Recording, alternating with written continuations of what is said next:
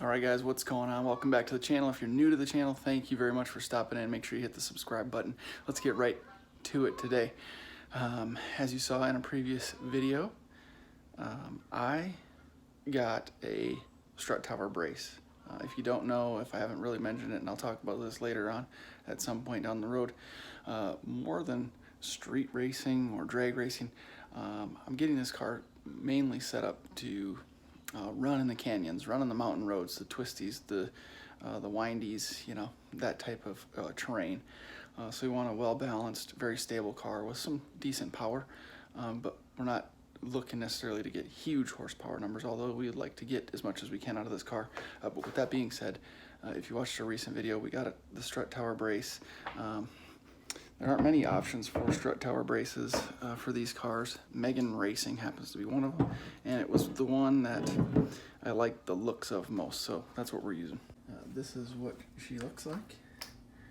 It's pretty decent looking, but for the sake of time and to keep this video as short and sweet as possible, let's just dig right into this project. So we are in the engine bay here, and this thing is relatively simple to install. What we need to do first is we're going to take these brackets off on each end, keeping track of what side they go on, of course. And then inside the engine bay, we're going to take this nut off and this nut off. And on this side, the driver's side, we'll be mounting to, I believe, this one and this one. So pretty simple. The car is down on the ground level, and we'll take those nuts off right now. It is a 12, and you're going to need a deep socket.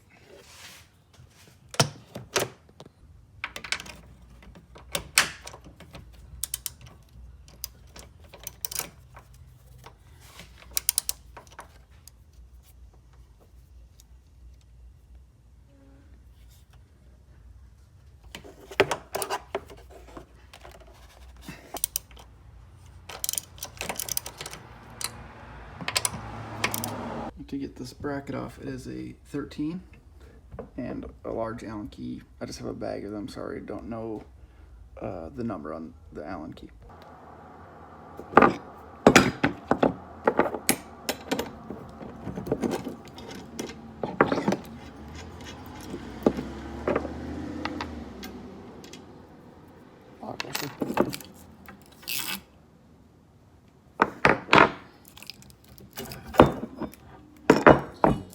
Passenger side bracket. Bracket, 2 bolts sticking out through the strut tower.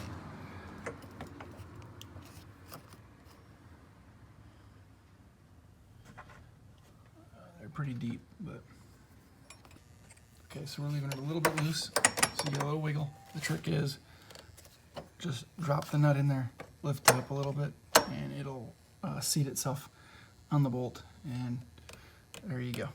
Now we'll do the other side. So the bracket's in place. Here's the nut. This is a little trick. Just drop it in. Oh, I got it to land in place there. But otherwise, you just jiggle it and it'll land seated. And just hand tighten it. Or just get it threaded in a couple, so you can still wiggle it.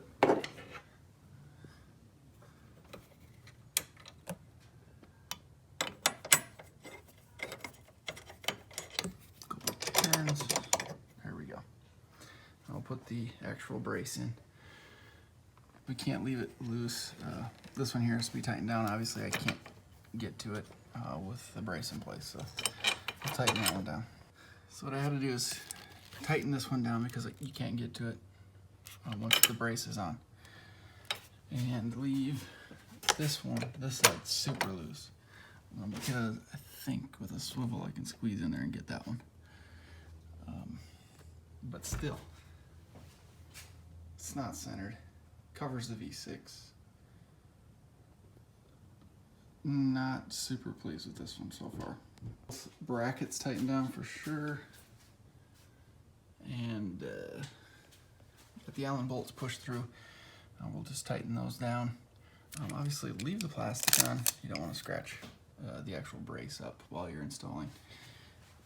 This is annoying that's off center, but I might just take it off.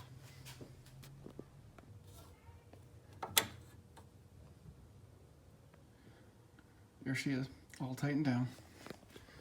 Again, just Allen key and 14.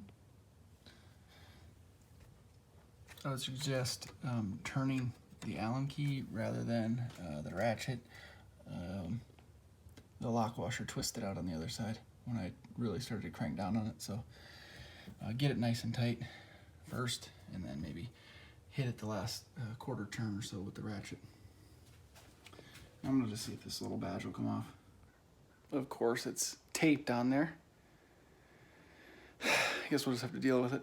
We'll send a message to the seller, see what they say, but whatever. It is what it is.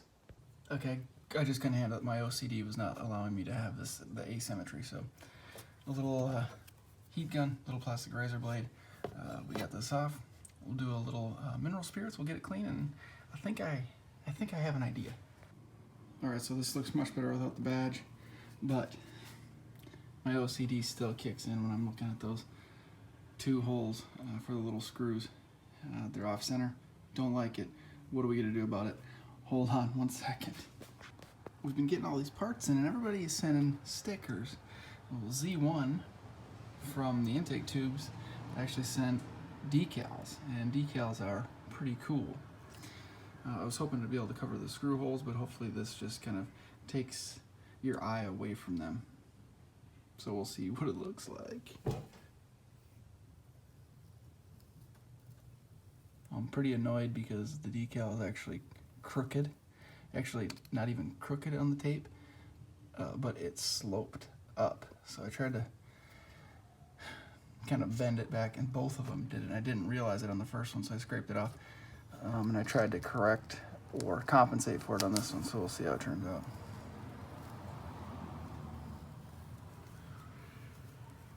It's better, but I can still tell about that.